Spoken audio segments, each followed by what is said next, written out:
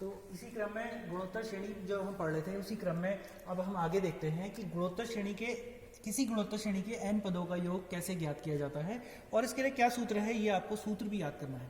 तो Sn बराबर हमारे पास सूत्र Sn, अगर किसी गुणोत्तर श्रेणी के n पदों को मैंने जोड़ दिया, ये आपको दिख रहा होगा कि पिछली बार हमने पिछली वीडियो में गुणोत्तर श्रेणी ज्ञात की थी। अब हम इस गुणोत्तर श्रेणी के सभी पदों को जोड़ देते हैं तो ये Sn कहलाता है। अब ये श्रेणी कहला रही है यहाँ पर। वो पहले अनुक्रम कहा था हमने, वो अनुक्रम था कि उसमें जिसमें nवां पद हम निकाल रहे थे वो अनुक्रम की बात हो रही थी। अब जब उस अनुक्रम के पदों को जब हम जोड़ देते हैं तो ये श्रेणी बन जाती है। इस श्रेणी के n पदों का योग मैंने Sn से प्रदर्शित किया है, तो आपको इससे दिख रहा होगा। अब योग ज्ञात करते हैं इसी इक्वेशन में। ये जो हमारे पास समीकरण नंबर 1 है, इसमें यदि मैं दोनों पक्षों में r से गुणा कर दूं और इस श्रेणी को घटा दूं, r से गुणा कर दिया मैंने, इसमें प्रत्येक पद में जब मैं r से a को गुणा करूंगा तो ar बनेगा। तो ar को ar के नीचे लिखता हूं, क्योंकि घटाने और जोड़ने में समान पद अगर हम लिखें तो जोड़ने घटाने में आसानी रहती है। तो ar को अगर r से गुणा करेंगे तो ar स्क्वायर बन जाएगा। ऐसी जब ar स्क्वायर को r से गुणा करेंगे तो ar क्यूब बन जाएगा। इससे पहले वाले पद को गुणा करेंगे जब हम ar की पावर n-3 को r से गुणा करेंगे तो ar की पावर n-2 बन जाएगा आपके पास। और इसी तरीके से अगर हम ar की पावर n-1 को गुणा करेंगे, नहीं n-2 को गुणा करेंगे तो ar की पावर n-2 यहाँ बनेगा एक पद लास्ट में। जब इसको r से गुणा करेंगे हम तो ar की पावर n बन जाएगा। ये समीकरण नंबर 2 आ गया आपके पास। अब ये दोनों समीकरण को अगर मैं घटा दूं घटाने पर, तो ये चिन्ह बदल जाएंगे घटाने पर इनके सबके, यहाँ सारे प्लस माइनस बन जाएंगे। तो ये अब आप देख रहे हैं Sn कॉमन है, तो हम Sn को अगर हम कॉमन ले लें तो 1 माइनस r यहाँ बनेगा आपके पास। तो ये देख रहे हैं आप, ये इससे कट जाएगा, ये इससे कट जाएगा, ये इससे, ऐसे करते करते ये इससे कट जाएगा और यहाँ 1 है आपके पास, ये इससे कट जाएगा। हमारे पास ये पहला पद बच जाएगा माइनस ये लास्ट वाला पद बच जाएगा ar की पावर n। अब देखिए Sn हमारे पास दिस इंप्लाइज हो जाएगा a माइनस ar की पावर n बट्टे 1 माइनस r। तो इस दशा पे हम a कॉमन भी ले सकते हैं, 1 माइनस r की पावर n बट्टे 1 माइनस r। ये आपके पास Sn के लिए एक सूत्र प्राप्त हो जाता है। ये सूत्र तब काम करता है जब r लेस देन 1 होता है। आप यहाँ देख रहे हैं 1 माइनस r है। जब भी r 1 से छोटा होगा, यानी सार अनुपात r 1 से छोटा होगा, तो ये सूत्र उपयोग किया जाएगा।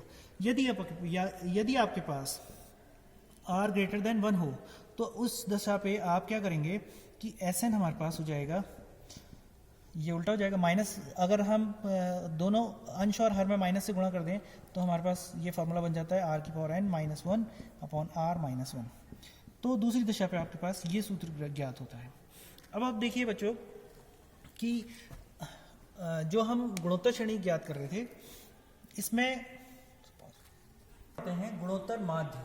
ये भी बहुत इंपॉर्टेंट है। इसमें 5 नंबर का या 3 नंबर का एक प्रश्न आता है आपके पास कि कोई दो संख्याएं हैं आपके पास a, b, इसके बीच में अगर इसका जो गुणोत्तर माध्य होता है, जैसे कि समांतर माध्य आप पढ़ते आए हैं वैसे ही गुणोत्तर माध्य भी होता है। समांतर माध्य के लिए हम कैपिटल A यूज़ करते हैं, आपने पढ़ा है पिछली बार। वैसे ही गुणोत्तर माध्य के लिए हम कैपिटल G का उपयोग करते हैं। अगर कोई दो संख्याएं हैं हमारे पास, इनका गुणोत्तर माध्य G है, तो इस G का मान किसके बराबर होगा और कैसे इसका मान ज्ञात किया जाता है, ये हम सीखेंगे इस वीडियो में। तो आप देखिए, अगर हमारे पास a b के बीच में G गुणोत्तर माध्य है तो ये तीनों जो हमारे पास रिजल्टिंग सीक्वेंस आएगा, यानी जो परिणामी अनुक्रम आएगा, ये एक गुणोत्तर श्रेणी में होगा। गुणोत्तर श्रेणी में अगर हुआ तो दूसरे पद का अनुपात पहले पद के साथ बराबर, ये आपस में दोनों बराबर होगा बट्टे G। तो अगर बज्र गुणन करेंगे हम तो G से G गुणा हो जाएगा, A से B गुणा हो जाएगा, तो आपके पास G स्क्वायर बराबर AB आ जाएगा।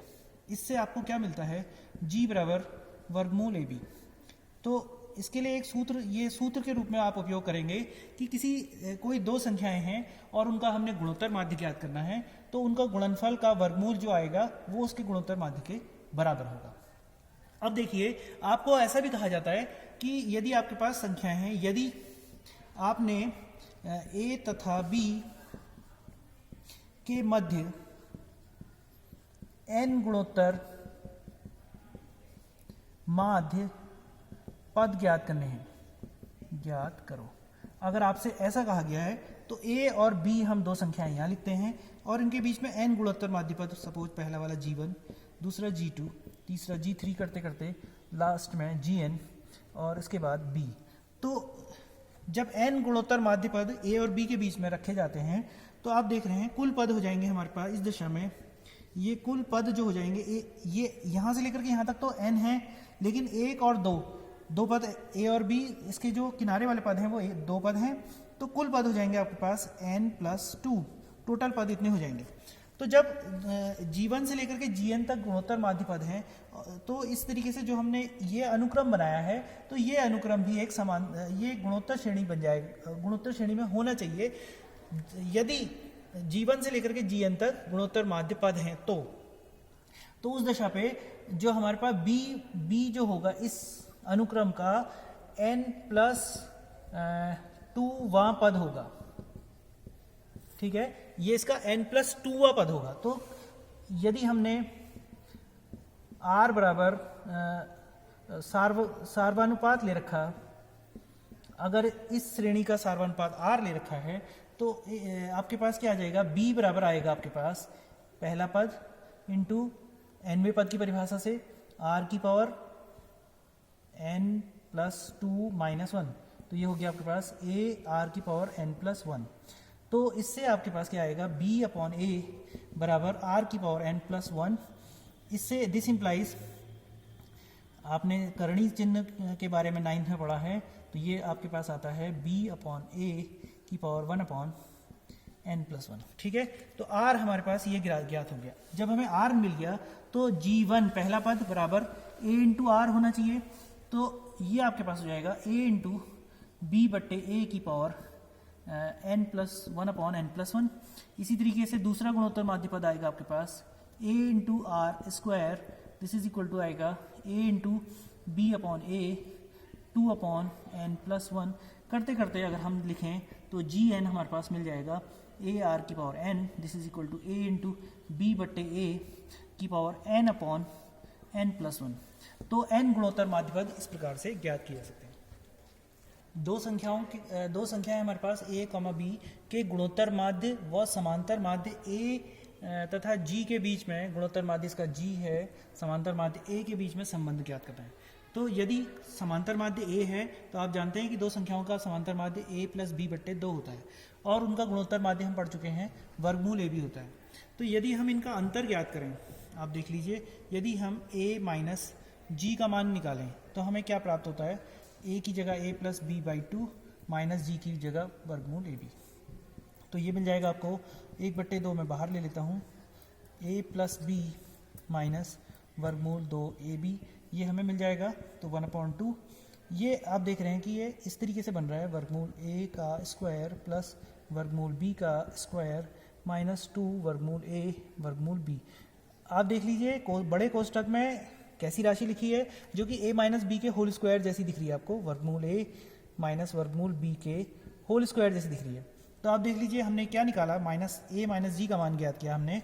तो आप देखिए कि 1/2 एक पॉजिटिव नंबर है और ब्रैकेट में जो क्वांटिटी लिखी है, चाहे वो घटाना ही है दो संख्याओं का, अगर उसका स्क्वायर करेंगे, अगर नेगेटिव संख्या भी आएगी तो स्क्वायर करने पर पॉजिटिव संख्या हो जाएगी।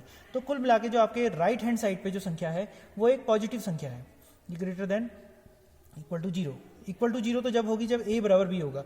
अभी हम ये कह देते हैं कि a is not equal to b, जब a not equal to b है तो ये ग्रेटर देन 0 होगी।